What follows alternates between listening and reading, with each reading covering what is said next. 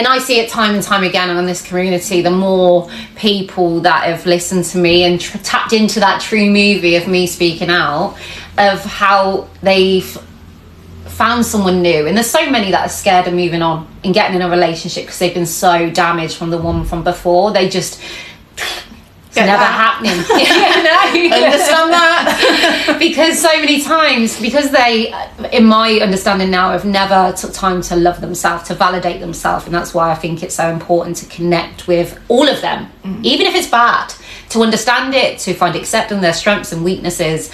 Anyway, I digress, because as I go back to my experience of what happened to you that morning, we just said as we come off camera actually how we spoke about that traumatic event for you in realising your daughter was gone. All of a sudden you're in a police station, but how quickly you directed it to another situation because it's too much. It's too much for you to go. The feeling becomes uncomfortable. Yeah, I just think and I needed that time just to go, right, okay, take a breath. Yeah, let's shut down the doors. I can't speak. There's too much emotion. Now open the door just a little bit again and see what comes out again. And yeah. But when I was at school, and I literally was walking through Sidbury Block to go to the other one, it was just after lunchtime, and someone just walked past me and said, there's a baby being held hostage at so-and-so address. And school was my safe space. It was a mask. It was the theatrical. It was like this was, no one knew, and I could be me, even though I was still masking. Yeah. But I knew, and I ran to Mr. Hobson's office, and I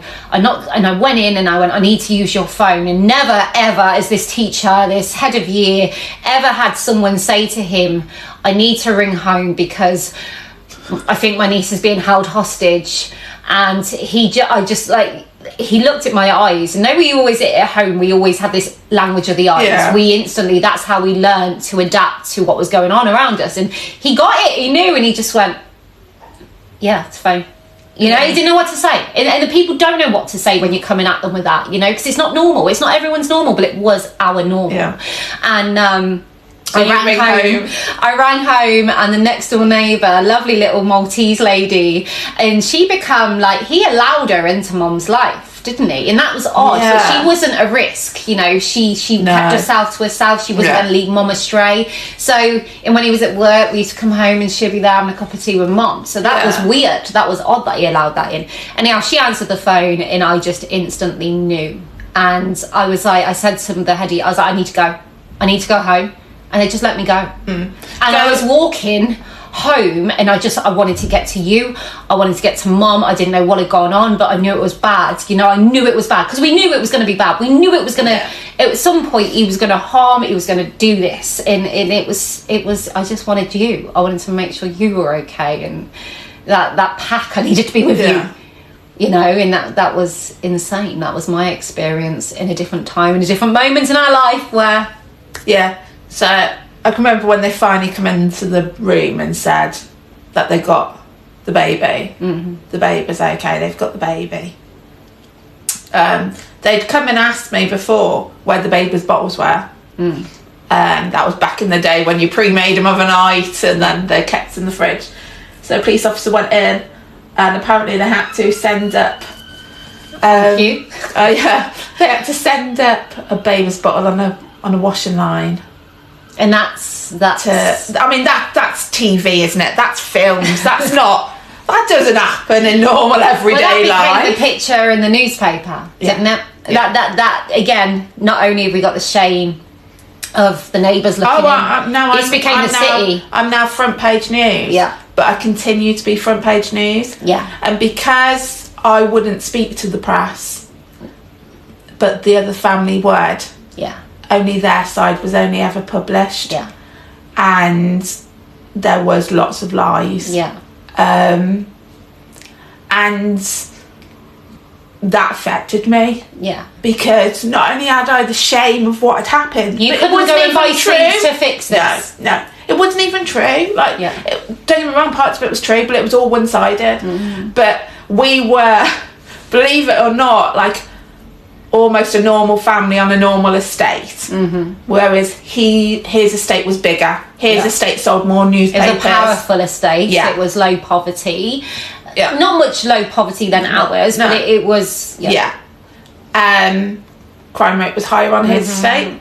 The people were definitely different. But they had that community environment where they would protect their own. Oh, yeah, they protect their own. Yeah. They protect their own. So I get the news that the baby's okay. Go back to mum's. The baby's delivered to me after being checked over with a police officer with an evidence bag saying, you need to undress the baby because I need to take the clothing. And my babe was handed to me in that dress. The dress with all dry blood on. And I'm like cream tights, light grey and cream dress. And I'm like looking at this baby. I mean, I'm still only young. I'm still only like 18. Yeah. And I'm looking at this baby covered in blood thinking, what on earth? And they're going, baby's been checked, baby's okay. No, that you couldn't even because how can this baby be covered in blood but be okay? Yeah. Because obviously I didn't know he'd gone through the tendons then. So the clothing comes off, goes in the evidence bag, off they go. So I'm at home with mum and him. He's now in full protective. Oh, I'm going to save the day. And the worst nightmare, really, because you've got all these CID swirling around the house, and they were. Yeah. And he's got a silencer. He's got to step up the game now. Yeah. Should any of us crack and say, he's going to talk for us. He's going to make sure that they know that there was issues before with Predator 2. Never Predator 1. No, not Predator 1. So I'm told that I will be going to the hospital. So I've literally just been given my baby back. And I'm told I will be leaving the baby at home, and I, with mom and you guys and the Predator 1 will be taking me to the hospital to go see my friend that had nearly been killed. Which I can imagine you carried a lot of guilt because he was in that situation. He was in that situation because of me. It wasn't you, Ju. No. It wasn't. But I can imagine your responsibility. You're okay. So I had no clothes. So Predator 1 saves the day. He goes to his sister's. He gets some clothes from her daughter. So I have to go. So bear in mind, I have this fear of people looking at me. I have to go to the hospital into an ICU unit where my friend is lay up to have a machine. His family are there, and I'm in clothes that don't fit me, shoes that don't fit me, and you're carrying this massive guilt and blame. How can I go and see this mom when I'm the reason why her son is in this bed fighting for his life?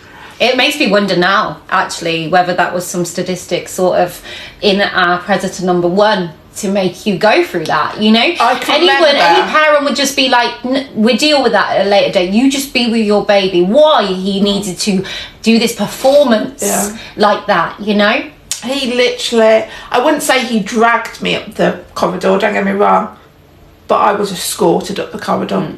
Yeah. I didn't want to go. I was so embarrassed. I was so ashamed. I was so hurt.